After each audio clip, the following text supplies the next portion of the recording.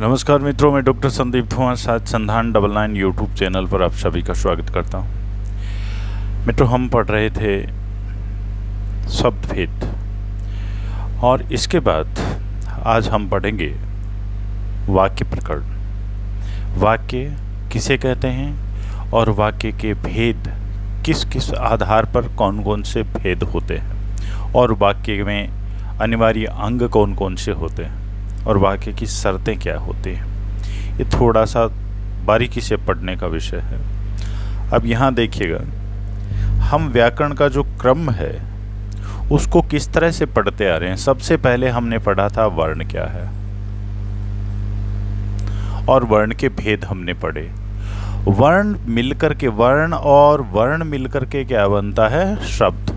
तो दूसरा भेद हो गया व्याकरण का शब्द, और शब्द के भेद हमने पढ़ लिए। अब शब्द और शब्द मिलके क्या बनता है? वाक्य। अब हम पढ़ेंगे वाक्य और वाक्य के भेद। यदि इतना हम पढ़ लेते हैं तो व्याकरण लगभग जो है वो 40% कवर हो जाती है। तो आज हम पढ़ रहे हैं वाक्य किसे कहते हैं, वाक्य की परिभाषा क्या होगी।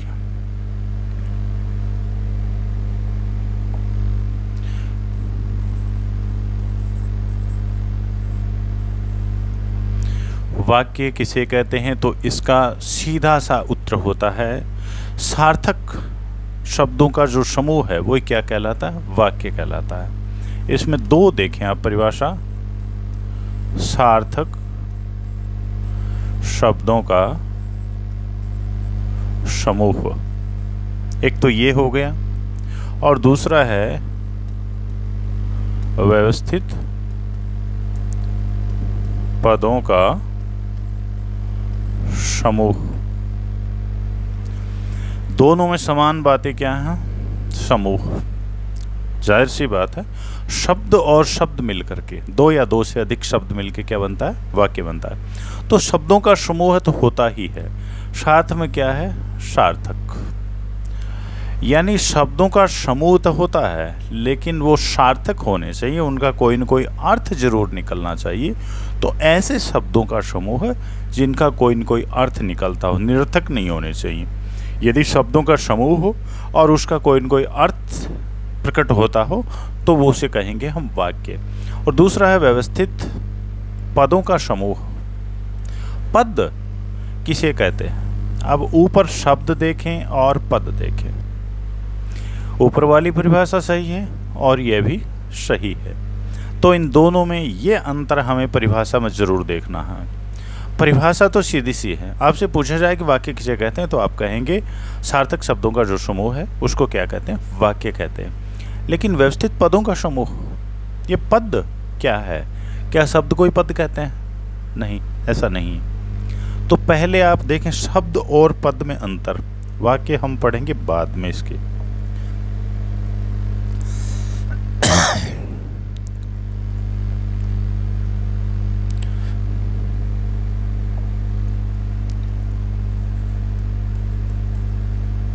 शब्द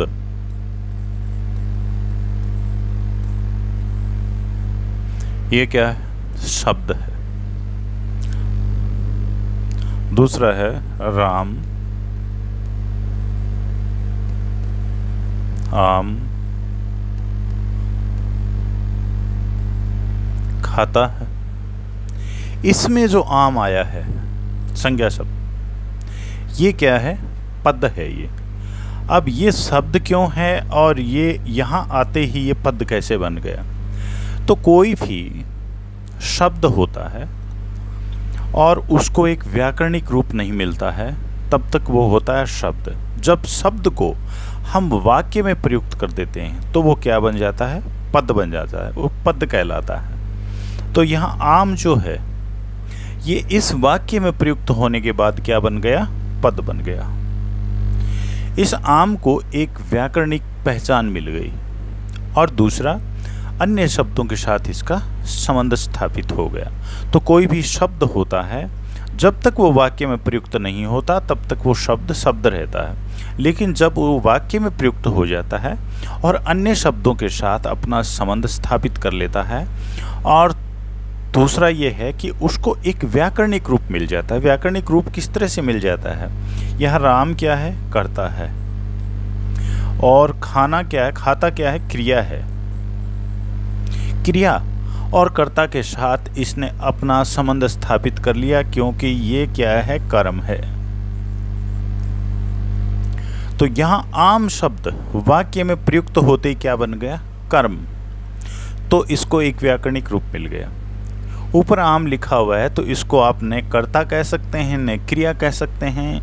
ये मात्र एक संज्ञा है, और इस संज्ञा जब वाक्य में प्रयुक्त हुई है तो इसको एक व्याकरणिक रूप मिल गया। तो यहाँ वाक्य में आते ये क्या बन गया? पद बन गया। तो ये शब्द और पद में ये अंतर होता है मोटे तौर से। अब इसके अलावा दो चीज और देखें आप, जो बार बार आएंगी। एक तो वाक्य के अनिवार्य अंग होते हैं, कौन कौन से? कर्ता और क्रिया के आधार पर। कर्ता और क्रिया के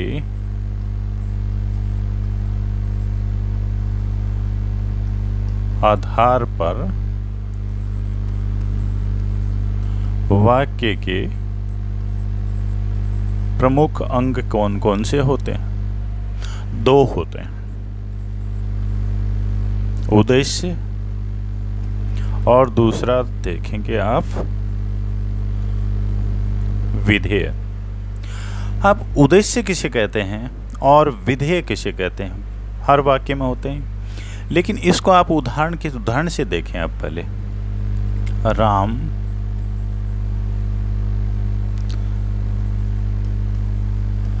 खाना खा रहा है, यह वाक्य हुआ। इसमें कर्ता कौन है? राम है, ठीक है। इस कर्ता को हम क्या कहेंगे? उद्देश्य।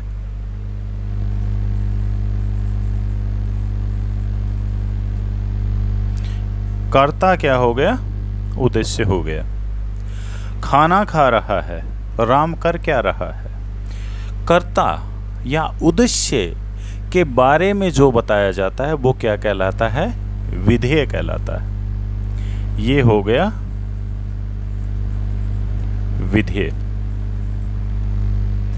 अब इसमें आप पूरे वाक्य में दो चीजें देख रहे हैं, एक उद्देश्य है, एक विधेय है।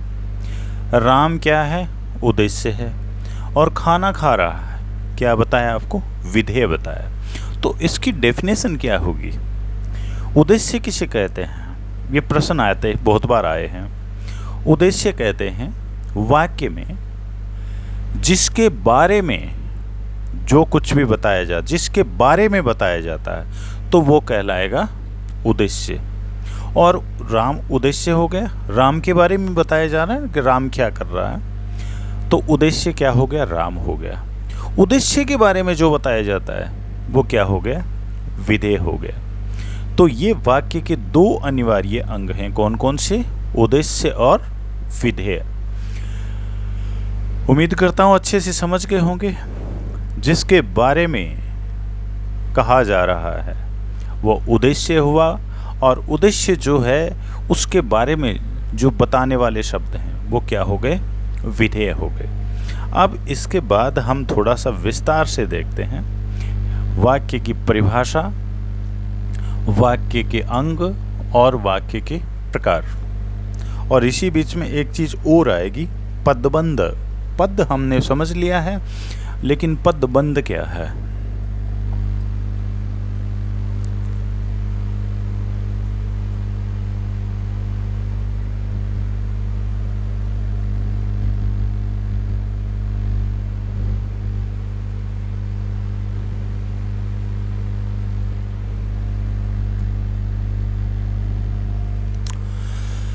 वाक्य प्रकरण में सबसे पहले कोई भी हम टॉपिक पढ़ते हैं, सबसे पहले हम क्या पढ़ रहे हैं? वाक्य पढ़ रहे हैं, तो उसकी परिभाषा हमें आनी चाहिए। वाक्य किस पढ़ रहे हैं तो वाक्य किसे कहते हैं, क्या होता है वाक्य? देखिएगा, ऐसा शब्द समूह जो अपना अर्थ स्पष्ट कर दे, शब्दों का एक समूह जिसका कोई न कोई अर्थ होना चाहिए, निरर्थक नहीं होना चाहिए। वाक्य पदों का व्यवस्थित समूह है। अब मैंने आपको बताया था पद क्या होता है। वाक्य में जितने भी शब्द होते हैं वो सारे के सारे पद होते हैं, क्योंकि शब्द जब वाक्य में प्रयुक्त हो जाता है तो वो क्या कहलाएगा? शब्द पद कहलाएगा। तो वाक्य पदों का व्यवस्थित समूह है। वाक्य में पद जो या शब्द जो हैं वाक्य में प्रयुक्त होते ही क्या कहलाएंगे? पद कहलाएंगे। और वो जो पद हैं वो व्याकरणिक क्रम से उसमें लगे हुए हों तो उनकी एक वो क्या हो गई? उनकी व्यवस्था हो गई, व्यवस्थित तरीके से। ऐसा नहीं कि जैसे राम आम खाता है,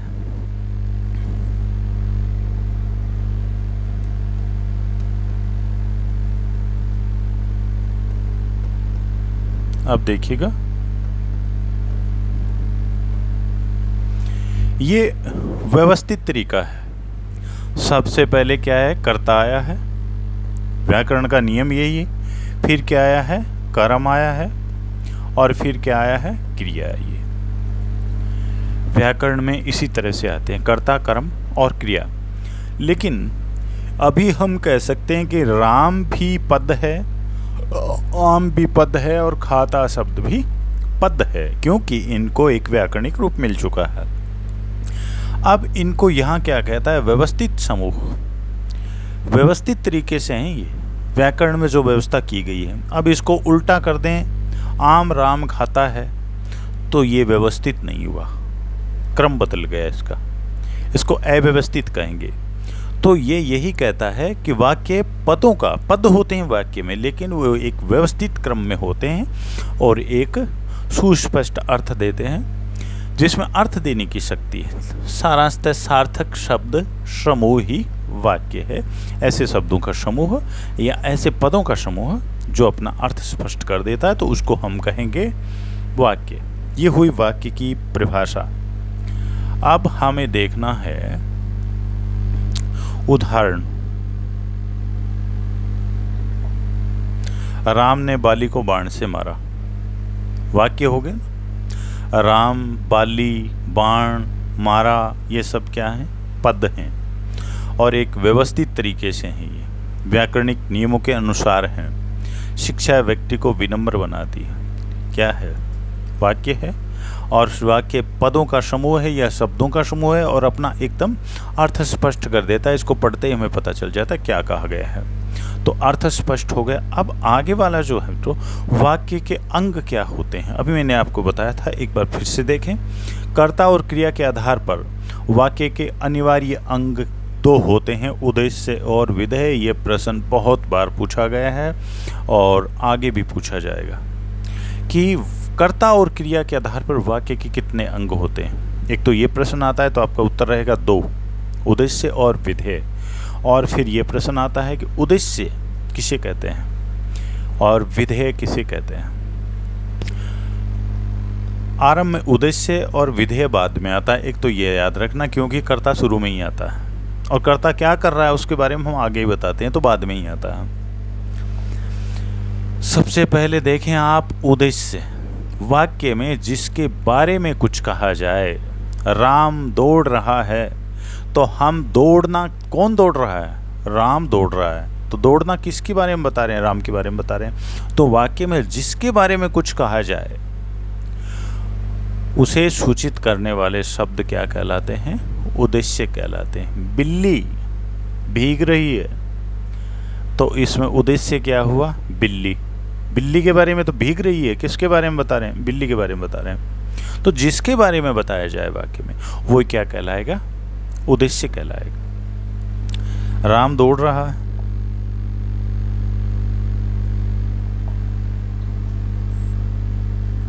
दौड़ रहा है।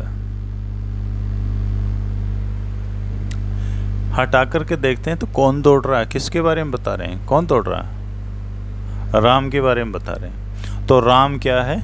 उद्देश्य हुआ। सीता गाना गा रही है, गाना गा रही, कौन गा रही, किसके बारे में बता रहे हैं, कौन गाना गा रही, सीता गा रही। तो यहाँ सीता के बारे में बता रहे हैं, गाना गा रही है। विजय पुस्तक पढ़ रहा है, पुस्तक पढ़ रहा है, विजय पढ़ रहा है, उसके बारे में बता रहे हैं, विजय पुस्तक पढ़ रहा है। तो इन वाक्यों में राम, सीता, विजय के बारे में कहा गया है, अतः ये वाक्य क्या कहलाएंगे, उद्देश्य कहलाएंगे। उद्देश्य की जो रचना है वो 4 प्रकार से होती है। यानी कि उद्देश्य जो हम देखते हैं वाक्य में, उसकी पहचान किस किस तरह से होती है। वो संज्ञा शब्द भी होता है, कई बार क्या है, संज्ञा होता है। रोहन गया, गया, जाना किसके बारे में कह रहे हैं हम, रोहन के बारे में कह रहे हैं। तो रोहन गया, तो यहाँ रोहन शब्द क्या है, वाक्य में संज्ञा है। तो ये संज्ञा से भी बनता है, संज्ञा से भी उद्देश्य बनता है। सर्वनाम, रोहन की जगह हम कई बार वह ये भी कह सकते हैं, वह गया। तो संज्ञा के स्थान पर जो काम आता है वो क्या कहलाता है, सर्वनाम कहलाता है। वह गया, तो यहाँ उद्देश्य क्या हुआ, वह है, और ये उद्देश्य क्या है, सर्वनाम। सर्वनाम से भी उद्देश्य बना है, संज्ञा से भी उद्देश्य बना। विशेषण, श्वार गया। श्वार शब्द क्या है, विशेषता बताता है। घोड़े पर चढ़कर चलने वाला क्या कहलाता है, श्वार कहलाता है। तो श्वार शब्द क्या है, विशेषण है। तो यहाँ गया, सवार, विशेषण। तो विशेषण से भी उद्देश्य बनता है। और वाक्यांश, स्वतंत्रता का पुजारी, यहाँ तक स्वतंत्रता का पुजारी, यानी यहाँ क्या बताया गया है, स्वतंत्रता का पुजारी वाक्यांश है। ये पूरा अर्थ नहीं दे रहा है, स्वतंत्रता का पुजारी कहने से पूरा अर्थ नहीं है। लेकिन गया, तो यहाँ एक व्यक्ति के बारे में बता रहे हैं जो स्वतंत्रता प्रिय, जिसको स्वतंत्रता प्रिय हो, ऐसा व्यक्ति को इशारा हम करके कह रहे हैं कि ये स्वतंत्रता का पुजारी है। यह वह, यानी कि उस सर्वनाम की जगह हमने क्या, एक वाक्यांश को काम में ले लिया है। वाक्यांश का मतलब होता है वाक्य का अंश, और वाक्य पूरा अर्थ देता है, वाक्यांश कभी भी पूरा अर्थ नहीं देता है, लेकिन वाक्य के साथ जुड़ा रहता है और अन्य शब्दों के साथ मिलकर के वो पूरा अर्थ देता है। अपने आप में वाक्यांश कभी पूरा अर्थ नहीं देता है। तो स्वतंत्रता का पुजारी क्या है, वाक्य का अंश है, ये पूरा वाक्य नहीं है। तो ये उद्देश्य की रचना कितने प्रकार से होती है, तो आपका उत्तर रहेगा 4 प्रकार से होती है। संज्ञा से होती है, सर्वनाम से होती है, विशेषण से होती है और वाक्यांश से होती है। ये जो चीज़ है ये हमें कंठस्थ कर लेनी चाहिए। अब दूसरा हम पढ़ रहे हैं, विधेय किसे कहा जाता है। विधेय का मतलब मैंने आपको बता दिया कि जो कर्ता होता है उसको हम उद्देश्य कहते हैं। उद्देश्य के बारे में जो कुछ भी बताया जाता है वो क्या कहलाएगा, विधेय कहलाएगा। उद्देश्य के बारे में जो कुछ भी कहा जाए उसको विधेय कहेंगे हम।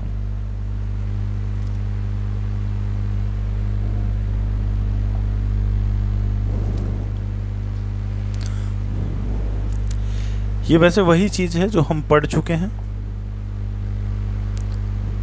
राम दौड़ रहा है, तो अभी हमने पढ़ा है। राम क्या है, राम तो उद्देश्य है, और दौड़ रहा है, राम के बारे में हम विशेषता बता रहे हैं। तो ये क्या है, दौड़ रहा है, ये हो गया विधेय। सीता उद्देश्य है, सीता के बारे में कौन से शब्द बता रहे हैं, गाना गा रही है, तो ये क्या हो गए, विधेय हो गए। विजय पुस्तक पढ़ रहा है, ये क्या हो गया, उद्देश्य, और ये क्या हो गया, विधेय। जिसके बारे में बताया जाए वो उद्देश्य, और उद्देश्य के बारे में जो बताया जाता है वो विधेय होता है। उपयुक्त वाक्यों में दौड़ रहा है, गाना गा रही है, पुस्तक पढ़ रहा है, विधेय है, क्योंकि इनके द्वारा उद्देश्य के बारे में बताया गया है। अब नेक्स्ट देखें आप, ये चीज जो है, ये वाली लाइन, ये ध्यान देने वाली है। कई बार जब वैकल्पिक प्रश्न आते हैं मित्रों,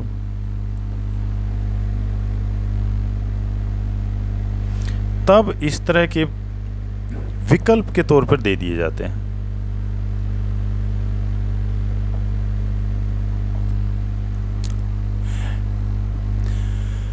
कि एक विकल्प दे दिया जाएगा, त्रुटिपूर्ण कथन का चयन कीजिए, उसमें एक ये भी डाल दिया जाएगा। कई बार वाक्य में उद्देश्य प्रकट नहीं होता। यदि आपको याद है तो इसका आप तुरंत हल कर पाएंगे। ये बिल्कुल सच है कि कई बार उद्देश्य प्रकट नहीं होता। सो जाइए। हम बहुत बार किसी का नाम भी नहीं लेते और सर्वनाम का प्रयोग नहीं करते, सीधे यूँ कह देते हैं सो जाइए। तो उसमें सो जाइए हमने कहा है, लेकिन उसके साथ ही आप सो जाइए, आप शब्द जो है ये विलुप्त रहता है, यानी कि साइलेंट रहता है। तुम चले जाओ, हम कब कहते हैं? बहुत बार तुम चले जाओ, ये पूरा काम बहुत कम लेते हैं, सीधे क्या कहते हैं चले जाओ, ऐसे बोल देते हैं। तो ये आप चले जाओ या आप जो है ये साइलेंट रहता है। इस वाक्य उद्देश्य अप्रकट है, साइलेंट चुप, अप्रकट है, प्रकट नहीं है। आप और तुम के बिना ये वाक्य पूर्ण है, अगला समझ जाता है। किंतु दोनों वाक्यों में आप और तुम ये जो शब्द हैं ये अप्रकट रूप से इसमें सन्निहित मिले ही रहते हैं। तो हम पढ़ क्या रहे हैं, कई बार वाक्य में उद्देश्य प्रकट नहीं रहता है। उद्देश्य यहाँ आप सर्वनाम का प्रयोग किया है, तो इसकी जगह हम ये भी प्रयुक्त कर सकते हैं, राम सो जाइए। तो हम सीधा राम रूम नाम नहीं लेते हैं, किसी का राम, किसी व्यक्ति विशेष का नाम नहीं लेके सीधे ही कह देते हैं सो जाइए। तो उसमें नाम तो निहित रहता है लेकिन उसको बोलते नहीं हैं। तो ये जो उद्देश्य क्या है इसमें, राम, तुम, मोहन चले जाओ, यानी उसकी जगह सर्वनाम का हमने तुम चले जाओ, लेकिन तुम नहीं कह करके सीधा ही क्या कह देते हैं चले जाओ। तो यहाँ क्या है, ये काम में नहीं लेते हैं फिर भी ये इसमें छुपे रहते हैं। तो ये क्या कहता है, वाक्य में उद्देश्य प्रकट नहीं रहता। कई बार ऐसा होता है कि जो उद्देश्य है जिसके बारे में हम कह रहे हैं उसको दिखाते नहीं हैं, वो छुपा रहता है उसमें। इन वाक्यों में उद्देश्य अप्रकट है, आप और तुम के बिना वाक्य पूर्ण है। किंतु दोनों वाक्यों में आप और तुम शब्द अप्रकट रूप से निहित है। इसी प्रकार कई बार वाक्य में विधेय भी प्रकट रूप से दिखाई नहीं देता। ये दोनों चीज़ें आप याद रखना। जो हम कर्ता और क्रिया के आधार पर जो अंग पढ़े हैं ये दोनों की सेम स्थिति है। उद्देश्य भी बहुत बार अप्रकट रहता है और विधेय भी अप्रकट रहता है। ये चीज़ अच्छे से दिमाग में बैठा लें, याद रखें। इस तरह का वैकल्पिक प्रश्न जब आएगा तो उसमें ये चीज़ बड़ी काम आती है। अब एक्चुअल में क्या है,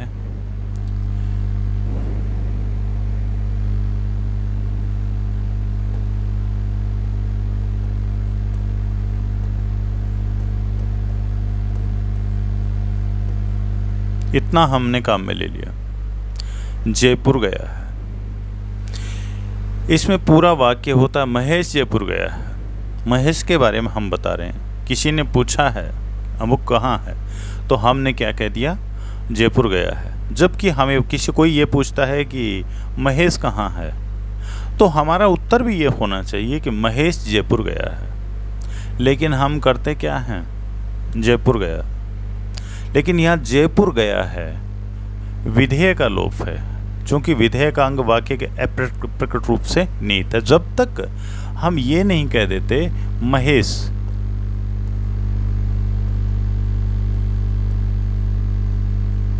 महेश जयपुर गया है, तब तक जो विधेय है वो अप्रकट इसलिए है कि ये बता किसके बारे में रहा है। यद्यपि ये पूर्ण है, इसमें महेश शब्द सन्निहित है, निहित है अंदर, लेकिन जब तक हम काम में नहीं लेते तो ये इसमें बता नहीं पा रहा, पूरा अर्थ नहीं दे पा रहा है ये। तो ये महेश शब्द जो साइलेंट तौर से इसके साथ जुड़ता है, तब ये विधेय जो अपना अर्थ स्पष्ट करता है।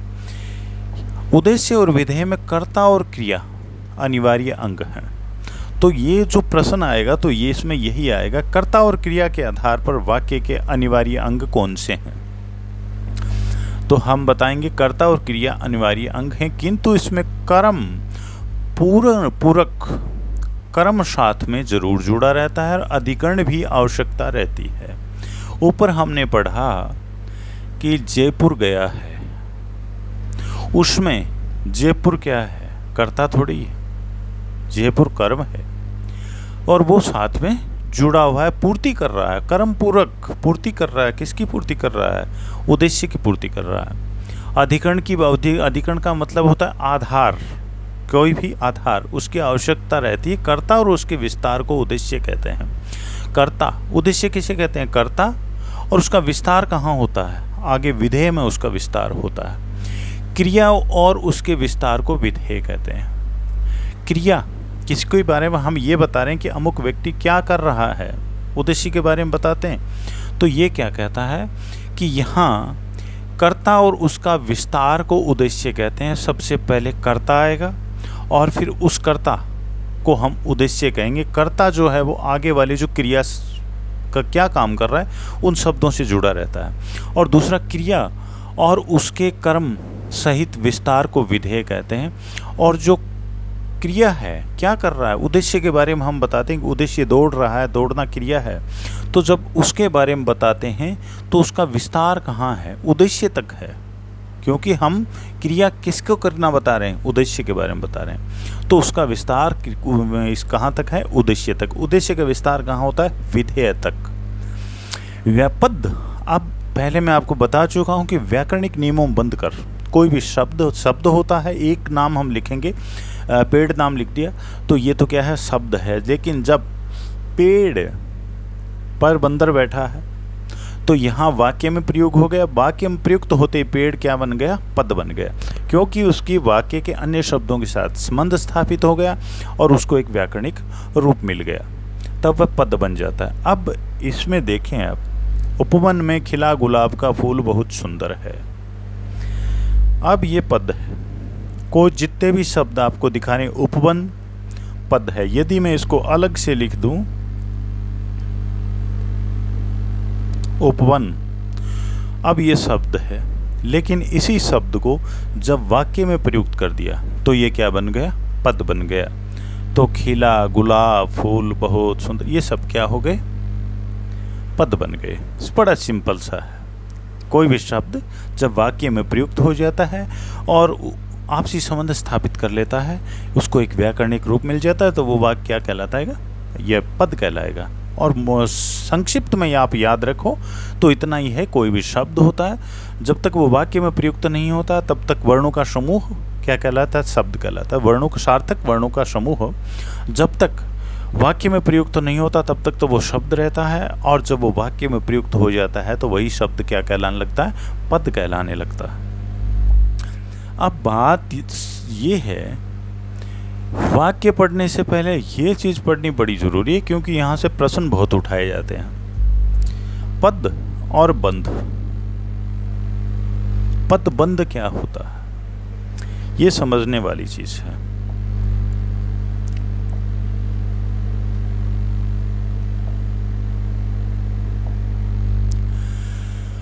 पद और बंध, बंध का मतलब क्या होता है? बांधना, पदों का समूह।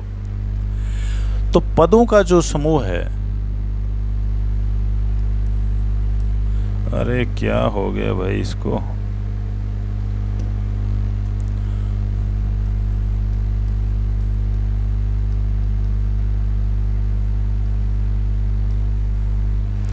पदों का समूह, लेकिन वो वाक्य नहीं कह सकते। वाक्य एक छोटा सा वो होता है, वाक्यांश की तरह होता है। जिस प्रकार वाक्यांश वाक्य नहीं होता, वाक्य का एक अंश होता है, ठीक उसी प्रकार पदबंध जो है वो पदों का समूह होता है, लेकिन वो अर्थ एक पद के समान ही देता है।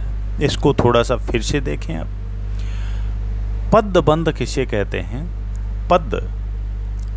पदबंध पदों का समूह होता है, 2, 4, 5 पद होते हैं उसमें, उनसे मिलके क्या बनता है? पदबंध होता है। लेकिन वो पदबंध जो है वो एक पद का ही अर्थ देता है, वाक्य की तरह पूरा अर्थ नहीं देता है। अब इसको उदाहरण से देखें कि इसमें पदबंध क्या है, कौन सा है। तो यहाँ देखें आप,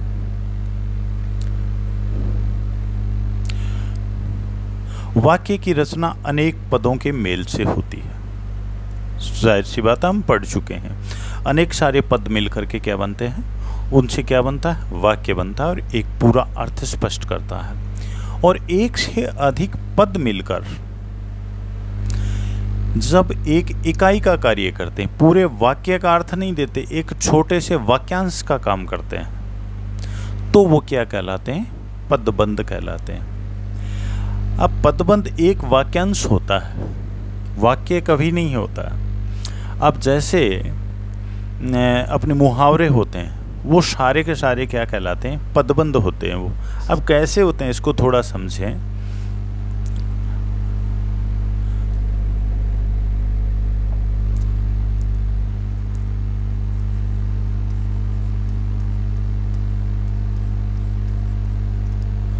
छोटा मुहावरा लिखता हूं।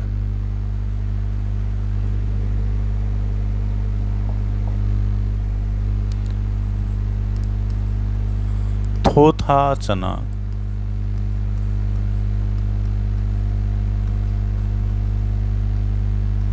बाजेगा ना, ये क्या है, मुहावरा है। अब इसमें आप देखें कि ये मुहावरा जो है ये पूरा अर्थ कहाँ दे रहा है, इसमें से भाव समझना पड़ता है हमें। थोथा चना बाजेगा ना पूरा अर्थ नहीं दे रहा है, तो ये असल में पूरा वाक्य भी नहीं है, वाक्य का एक अंश है ये।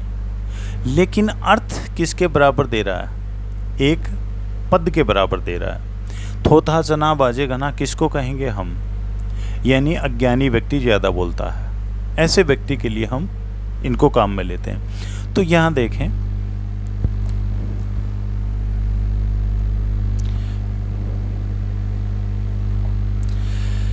पदबंध एक वाक्यांशी होता है, एक तो ये चीज़ याद रखें, इसलिए पदबंध को पूरा वाक्य समझने की भूल ना करें।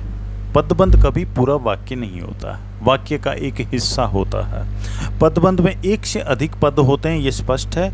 ये सभी आपस में बंध कर मिलकर एक इकाई का कार्य करते हैं। इकाई का मतलब क्या हो गया, एक वाक्य की एक छोटी सी इकाई यानी एक हिस्सा। पदबंध में शब्द क्रम निश्चित होते हैं, व्याकरणिक क्रम से ही होते हैं, ये भी सच है।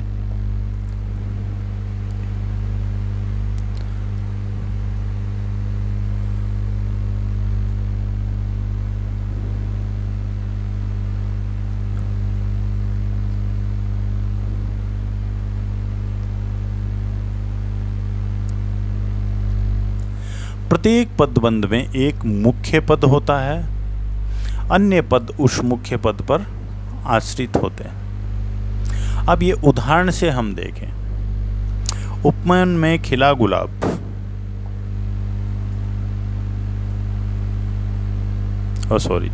उपवन में खिला गुलाब, ये एक पदबंध है, ये वाक्य नहीं है। उपवन में खिला गुलाब ये तो हो गया मुख्य उपबंध, और अति सुंदर है ये इस पर हो गया आश्रित। ये दो भागों में बांट दिया हमने। पदबंध में एक मुख्य पद होता है, मुख्य पद क्या है, खिला गुलाब, उपवन में खिला गुलाब। और ये जो खिला गुलाब ये है मुख्य वाक्य, और अन्य पद उस मुख्य पद पर आश्रित होते हैं। ये खिला गुलाब, इसको यदि हम हटा दें तो बचता क्या है, उपवन में अति सुंदर है, कोई अर्थ ही नहीं होता। तो ये क्या है, खिला गुलाब, उपवन में खिला गुलाब। खिला गुलाब, उपवन में खिला गुलाब, इसका अर्थ तो एक पद के समान ही आ रहा है ना। यद्यपि ये क्या है, एक उपबंध, पदबंध है, पदों का समूह है, लेकिन उपवन में खिला गुलाब पूरा अर्थ नहीं दे रहा है। इसका अर्थ तो इतना ही हुआ ना कि खिला हुआ गुलाब। तो ये कहता है, और मुहावरे प्राय पदबंध होते हैं, सभी मुहावरे पदबंध नहीं होते। कुछ मुहावरे जो हैं वो पदबंध होते हैं, क्योंकि वो एक वाक्य की तरह अर्थ नहीं देते हैं। यहाँ पर गुलाब पद मुख्य है, अन्य पद इस पर आश्रित है, इसको हटा दो आप। उसके बाद जैसे ये हटा देते हैं तो बाकी वाक्य में क्या बचता है, कुछ भी नहीं बचता है। तो फिर ये आगे वाला और उपवन में, ये दोनों जो हैं ये किस पर आश्रित हैं, गुलाब पर आश्रित है ना, खिला गुलाब, गुलाब अर्थ तो एक ही हुआ ना। तो ये कहता है कि अन्य पद इस पर आश्रित, उपवन में खिला गुलाब, ये तीनों पद आपस में मिलकर क्या बना रहे हैं, पदबंध में ला रहे हैं। तो पदबंध में क्या है, मुख्य तो कौन सा हुआ, पदबंध कहां तक है, यहां तक। तो इसमें गुलाब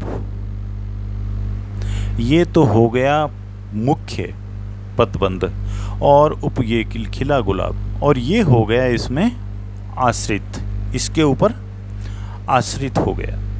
तो ये जो तीनों हैं, उपवन में खिला गुलाब, ये क्या है, एक पदबंध है, क्योंकि पदों का एक समूह हो गया ये। अब ये वाक्य भी नहीं है पूरा, इस पूरे वाक्य का एक अंश है, हिस्सा है। तो इस हिस्से को या वाक्यांश को, वाक्य के इस अंश को हम कहेंगे पदबंध। पदबंध यानी पदों का समूह तो है ये, लेकिन ये पूरा अर्थ नहीं दे रहा है, तो इसको हम कहेंगे पदबंध। अब आपस में मतलब पदा रहे, उपवन में खिला गुलाब, इस वाक्यांश का अंतिम पद क्या है, गुलाब है। तो संज्ञा है, अतः ये संज्ञा उपबंध है। उपबंध के भेद पढ़ेंगे तब ये चीज़ हम पढ़ेंगे, कौन सा संज्ञा है, संज्ञा पदबंध है, कौन सा विशेषण पदबंध है, ये सब इसके भेद में आएंगे। तो मैं उम्मीद करता हूँ कि मोटे तौर से आप समझ गए होंगे कि पदबंध होता क्या है, या फिर एक बार थोड़ा सा मैं और बता देता हूँ कि पदबंध का मतलब क्या होता है। पद आप समझ चुके हैं, पद किसे कहते हैं, ठीक है। पदों का समूह बंद कह सकते हैं या समूह। हाँ, पदों का जो समूह होता है और अर्थ स्पष्ट कर देता है, अपना पूरा अर्थ स्पष्ट कर देता है, तो वो क्या बन जाता है, वाक्य बन जाता है। लेकिन पदों का समूह तो है, लेकिन वो पूरा वाक्य नहीं होता, बल्कि वो एक वाक्यांश के बराबर होता है, वाक्य की एक इकाई के बराबर ही होता है। और इसमें दो प्रकार के होते हैं, ये एक मुख्य पदबंध होता है और दूसरा उस पर आश्रित पदबंध होता है। तो ये होता है पदबंध। अब इसको बारे में हम थोड़ा सा और देखते हैं। मुख्य पद के आधार पर ही पदबंध का निर्धारण किया जाता है। तो हमने ऊपर जो पढ़ा उसमें मुख्य पदबंध क्या था, गुलाब। गुलाब क्या है, संज्ञा, सर्वनाम, क्रिया विशेषण क्या है, संज्ञा है। तो जहाँ हम पहचानेंगे कि इस पदबंध में मुख्य शब्द जो है, मुख्य पद जो है, वो किस श्रेणी का है, व्याकरणिक रूप उसका क्या है।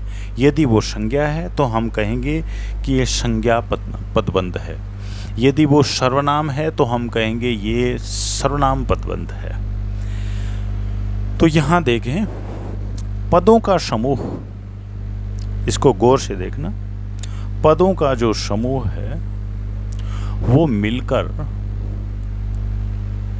वही कार्य करने लगता है जो अकेला पद कर रहा है। पदों का समूह मिलकर के उतना ही अर्थ देता है जितना एक पद देता है, तब उसे क्या कहने लगते हैं, हम पदबंध कहते हैं। इतनी पंक्तियां जो पढ़ी हैं उसमें सबसे ज़्यादा इम्पोर्टेंट ये वाला है समझने के लिए। पदों का समूह मिलकर वही कार्य करने लगता है, यानी कि एक शब्द या एक पद जो होता है वाक्य में, उसका अर्थ हम देते हैं। गुलाब कहते ही तो हम गुलाब ही समझेंगे, गुलाब का फूल। खिला हुआ सुंदर गुलाब कहते ही तो भी हम, उसका अर्थ क्या होगा, गुलाब का फूल।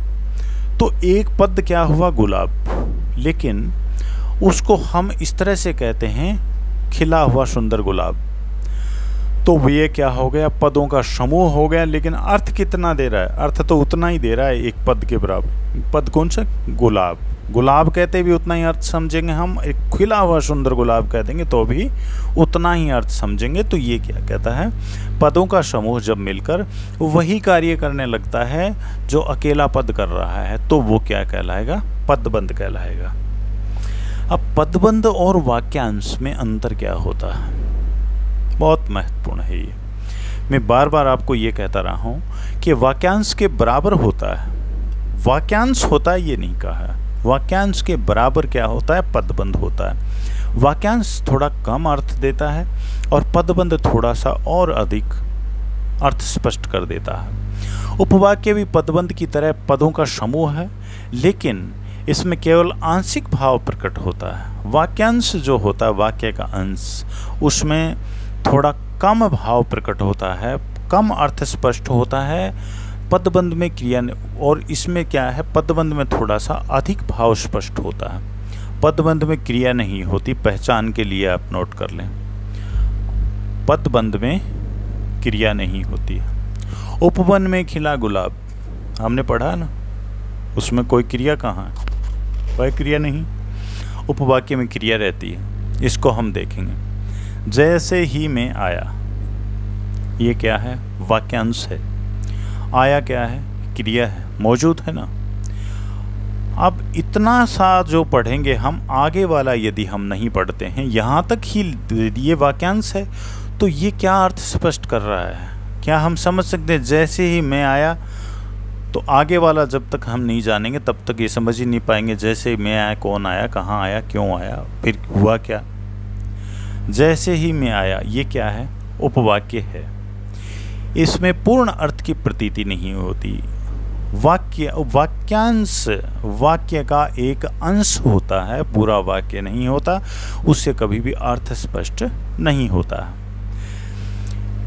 अब इसमें क्या अंतर बताया गया है, मोटे तौर से ये चीज़ याद रख लेना कि पदबंध में क्रिया नहीं होती, ध्यान रहे, और उपवाक्य में क्रिया होती है। ये चीज़ याद रखने के लिए सबसे इम्पोर्टेंट है। और दूसरा, इसको इस तरह से देख सकते हैं कि तो वाक्यांश जो होता है वो थोड़ा कम भाव प्रकट करता है, पदबंध जो है वो थोड़ा सा ज़्यादा भाव प्रकट कर देता है। लेकिन जब लिखित रूप में आपके सामने ऑप्शन आए तो आप इससे पहचान सकते हैं कि पदबंध में क्रिया नहीं होती और उपबंध में क्रिया रहती है। अब पदबंध के भेद या प्रकार।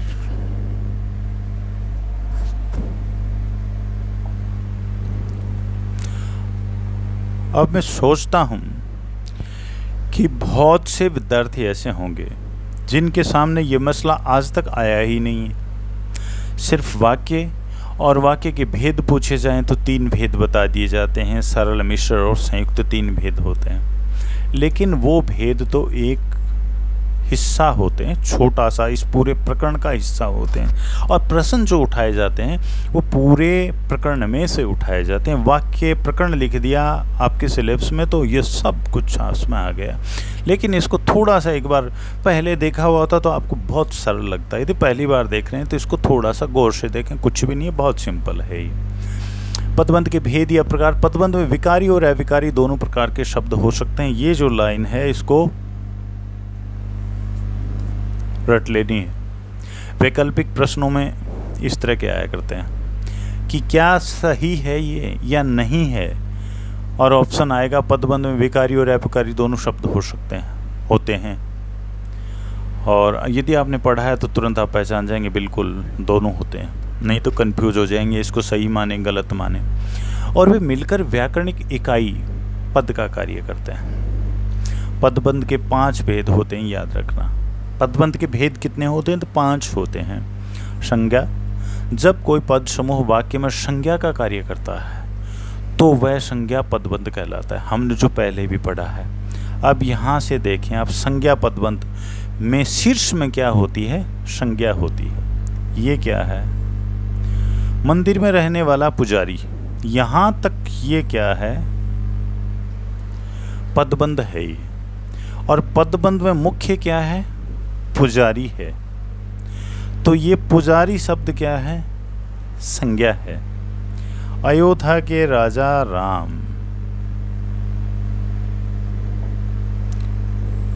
पदबंध है। पदबंध में मुख्य पदबंध क्या है, राम। राम शब्द क्या है, संज्ञा। तो हम कहेंगे संज्ञा, संज्ञा पदबंध है। जहाज संज्ञा है, संज्ञा पदबंध हुआ। बैल संज्ञा पदबंध है, संज्ञा शब्द है, तो ये पदबंध भी क्या हुआ, संज्ञा पदबंध कहलाएगा। तो इस तरह से जो पदबंध होता है उसमें हमने पढ़ा है एक मुख्य पद होता है और दूसरे जो पद हैं वो उस पर आश्रित होते हैं। तो उसमें हम मुख्य देखेंगे और मुख्य की पहचान करेंगे कि वो किस श्रेणी का शब्द है। तो यहाँ हमने 4 देखे हैं, चारों किस श्रेणी के दिले? संज्ञा मिले हैं, तो हम कहेंगे ये संज्ञा पदबंध है। दूसरा देखें हम सर्वनाम पदबंध, संज्ञा के स्थान पर क्या आ जाएगा? सर्वनाम आ जाएगा।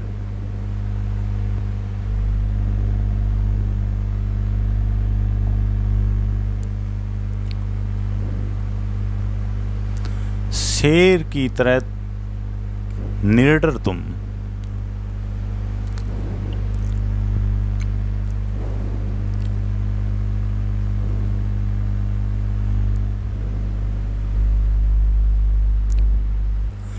ये क्या है? पदबंध है। शेर की तरह निडर तुम किस पे टिका हुआ है? इसमें ये पदबंध जो है इसमें मुख्य पद कौन सा है?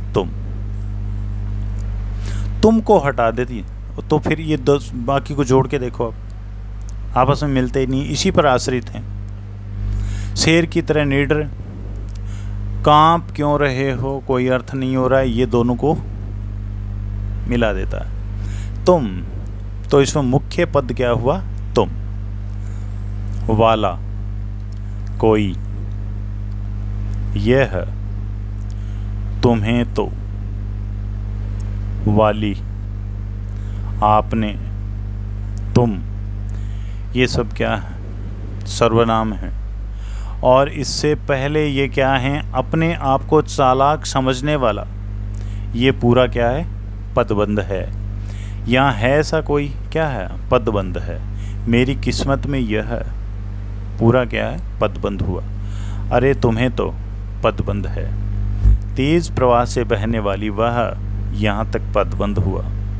तो इस तरह से इसमें आगे सबसे लास्ट में क्या है? एक मोटे तौर से पहचान है ये कि सबसे लास्ट में यदि संज्ञा आती है तो आप कहेंगे संज्ञा पदबंध है, सर्वनाम आता है तो सर्वनाम पदबंध है। तो इसमें शब्द में क्या आए हैं? सर्वनाम आए हैं। पहले वाले में क्या थे? संज्ञा थे, तो आप कहेंगे कि ये सर्वनाम पदबंध है।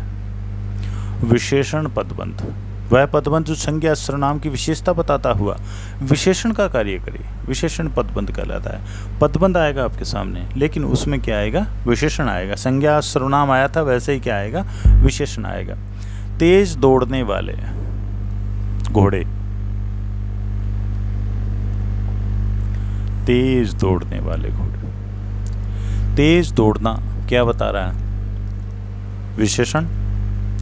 शीतल छांव, अत्यंत सुंदर और मजबूत, ये तीनों ही क्या है? अत्यंत सुंदर और मजबूत क्या है? विशेषण है। ऊपर बैठा बहुत शरारती है, ये क्या है? विशेषण है। तो यह जो पदबंध है इनमें संज्ञा सर्वनाम जो हमने पढ़े थे वैसे इसमें क्या है? विशेषण आए हैं। आगे वाला जो है क्रियापदबंध, यानी संज्ञा सर्वनाम विशेषण आए, वैसे इसमें क्या आएगा? क्रिया आएगी।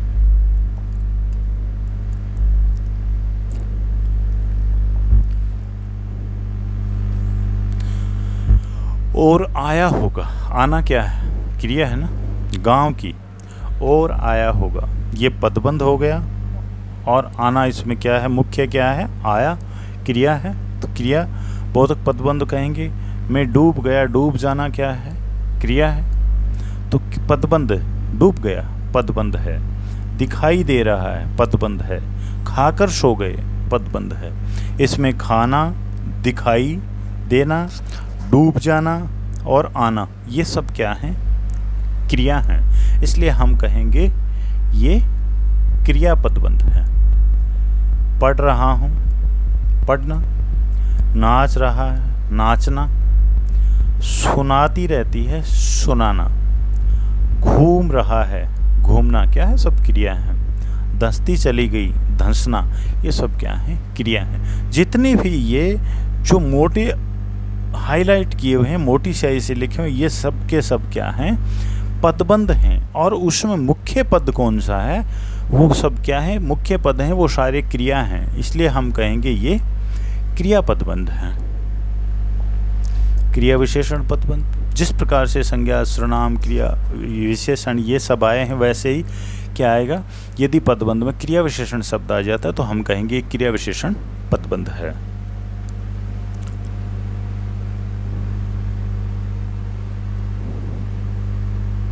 पहले तो इसमें ये देखें क्रिया कौन कौन सी है, क्रिया की विशेषता कौन सा शब्द बता रहे हैं।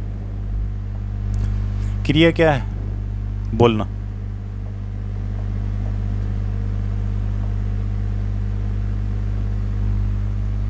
ये क्या है, क्रिया है।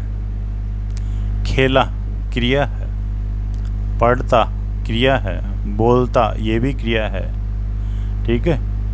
होगी, होना, ये भी क्या है, क्रिया है। अच्छी हुई, होना क्या है, क्रिया है।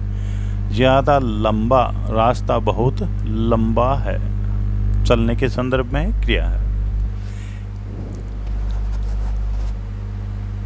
लंबा शब्द क्रिया नहीं है, इसको हटा दे। धीरे बोलती है, क्रिया है।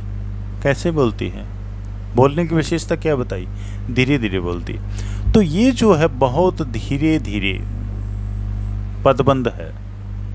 और पदबंध में मुख्य शब्द क्या है, धीरे धीरे, धीरे धीरे बोलती है। अब धीरे धीरे बोलना, वह बहुत बोलती है, धीरे धीरे बोलती है। तो बोलने की विशेषता क्या, क्रिया है। बोलना क्रिया है, क्रिया की विशेषता कौन शब्द बता रहे हैं, धीरे धीरे बता रहे हैं। तो धीरे धीरे क्या है, मुख्य पदबंध है। बहुत अच्छा खेला, बहुत अच्छा खेला पदबंध है, लेकिन बहुत अच्छा मुख्य क्या है इसमें, बहुत अच्छा है। तो क्रिया से पहले जितने भी शब्द जो आ रहे हैं वो शब्द क्या हैं, क्रिया विशेषण हैं। और ये जो हाइलाइट्स किए हुए हैं ये सारे के सारे शब्द क्या हैं, ये पदबंध हैं। तो उम्मीद करता हूँ कि पदबंध क्या होता है ये समझ गए होंगे आप। पदबंध के कितने भेद होते हैं, तो आपका उत्तर रहेगा 5 भेद होते हैं। और पहचान करनी है तो भी आप इसको कर पाएंगे, ऐसा मुझे विश्वास है आप पर। अब ये वीडियोज़ बहुत लंबा हो गया। नेक्स्ट जो है ये वाक्य के अर्थ के प्रश्न जो आया करते हैं वो आते हैं वाक्य के अर्थ के आधार पर कितने भेद होते हैं और वाक्य के प्रयोग के आधार पर कितने भेद होते हैं। तो वाक्य के प्रयोग के आधार पर जो आप सिर्फ एक ही भेद जानते हैं कि वाक्य के 3 भेद होते हैं, सरल, संयुक्त और मिश्र, तो वो सिर्फ और सिर्फ प्रयोग के आधार पर 3 भेद होते हैं, अर्थ के आधार पर 7 भेद होते हैं, ये अलग होते हैं। और इसके अलावा वाक्य की योग्यता, आकांक्षा, योग्यता, सन्निधि कुछ विशेषताएं भी होती हैं, वो हम आगे देखते हैं। पद, पदबंध, उद्देश्य, विधेय, प्रश्न तो यहीं से आते हैं। और वो जो मैटर है, एक प्रश्न वहाँ से आते हैं कि वाक्य देख करके उसमें पूछा जाता है कि ये कौन सा वाक्य है, सरल है, संयुक्त है, मिश्र है, सबसे ज़्यादा प्रश्न यहाँ से आते हैं। तो इसका आगे का जो भाग है हम अगली क्लास में देखते हैं मित्रों। तो आज की कक्षा यहीं तक, धन्यवाद।